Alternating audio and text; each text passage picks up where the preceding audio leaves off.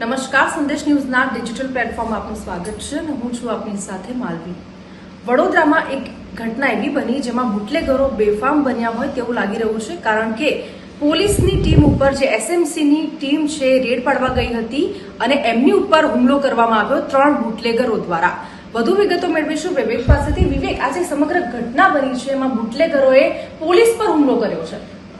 ચોક્કસથી 31મી ડિસેમ્બર નજીક આવી રહી છે અને જેવી રીતે તમને ખબર છે, મને ખબર છે કે ગુજરાતમાં દારૂબંધી માત્ર કાગળ ઉપર હોય એવી રીતે લાગી રહ્યું છે। આખું કન્ટેનર, જે રીતે વિડીયો જોયા અમે, એમાં દેખાઈ આવ્યું કે આખું કન્ટેનર હતું, તેમાં દારૂનો જથ્થો હતો, બિયરનો જથ્થો હતો અને એસએમસી એટલે કે જે સ્ટેટ મોનિટરિંગ સેલની જે ટીમ છે એ દરોડા પાડવા ગઈ ને તે દરમિયાન જે બુટલેગરો હતો તેમના દ્વારા ટીમ ઉપર પથ્થરમારો કરવામાં આવ્યો। એટલે કે જે પીઆઈ હતા તેમણે તેમના સ્વ બચાવમાં 2 રાઉન્ડ ફાયરિંગ પણ કર્યા હતા અને જે ટ્રક છે, ટ્રકના કાચ ઉપર આ ફાયરિંગ કરવામાં આવ્યા હતા। એટલે મહત્વનું કહી શકાય કે જે બુટલેગરો છે એ બેફામ છે। આખી ટ્રક ભરીને, એટલે કે જે કન્ટેનર ભરીને દારૂ લાવો, ઘુસવાડવો, એ કેટલી મોટી વાત કહી શકાય।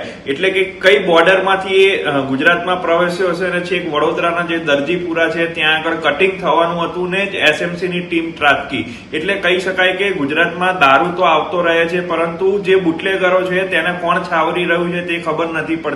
કેમ કે મધ્યપ્રદેશની બોર્ડર ગણો કે રાજસ્થાનની બોર્ડર ગણો, આ બધી જે બોર્ડર છે ત્યાંથી જ દારૂ ગુજરાતમાં પ્રવેશતો હોય છે। 31મી ડિસેમ્બર નજીક આવી રહી છે એટલે કે જે લોકો દારૂનું વ્યસન કરતા હોય છે તે લોકો આ દારૂ હોય છે તે મંગાવતા હોય છે। એટલે બુટલેગરો પણ કોના આશીર્વાદથી આખી ટ્રક ભરીને, કન્ટેનર ભરીને છેક દારૂ લાવે છે તે ખબર નથી પડતી। સ્ટેટ મોનિટરિંગ જે સેલ છે તેના દ્વારા આખી સમગ્ર જે ઘટના છે તેના પર દરોડા પાડવામાં આવ્યા હતા। મહત્વનું કહી શકાય કે પોલીસે આખી ઘટનામાં 62 લાખ રૂપિયાનો મુદ્દામાલ જપ્ત કર્યો છે અને હરણી જે પોલીસ સ્ટેશન છે જે વડોદરામાં આવે છે તેને આખી તપાસ સોંપવામાં આવી છે। હરણી પોલીસના પીઆઈ તેમજ જે અન્ય જે સ્ટાફ છે તે લોકોને પણ ખબર નહીં હોય કે તમારા જ વિસ્તારની અંદર, એટલે કે હરણી વિસ્તારમાં જો એસએમસી રેડ કરી શકતી હોય તો તમને લોકોને કેમ આ બાબતની ખબર નથી માલવી। એટલે ચોક્કસથી કહી શકાય કે આ આખી જે ઘટના છે 31મી ડિસેમ્બર નજીક આવી રહી છે તેને લઈને ગુજરાતમાં દારૂ આવે છે અને જે બુટલેગરો છે, બુટલેગરો દિવસે ને દિવસે બેફામ બનતા જાય છે। બીજું છે કે આપણે વચ્ચે બી એક સમાચાર જોયા હતા કે સુરેન્દ્રનગર જે જિલ્લો છે તેની અંદર એસએમસી ના પીએસઆઈ નું આવી જ રીતે બુટલેગરનો પીછો કરતા હતા અને અકસ્માત થયો હતો, તેમાં મોત થયું હતું। એટલે કહી શકાય કે બુટલેગરો કોના આશીર્વાદથી આટલા બધા ધંધા કરી રહ્યા છે અને કોણ એમને પરમિશન આપી રહ્યું છે। આ ગુજરાત તો ડ્રાય સ્ટેટ છે, તો પછી શું કામ દારૂ આવે છે, ક્યાંથી આવે છે, કઈ રીતે આવે છે માલવી?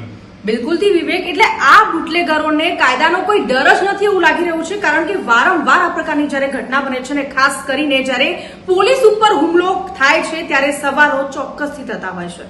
તો આવા જ અપડેટેડ વિડીયોઝ જોવા માટે સંદેશ ન્યૂઝના ડિજિટલ પ્લેટફોર્મ સાથે જોડાયેલા રહો।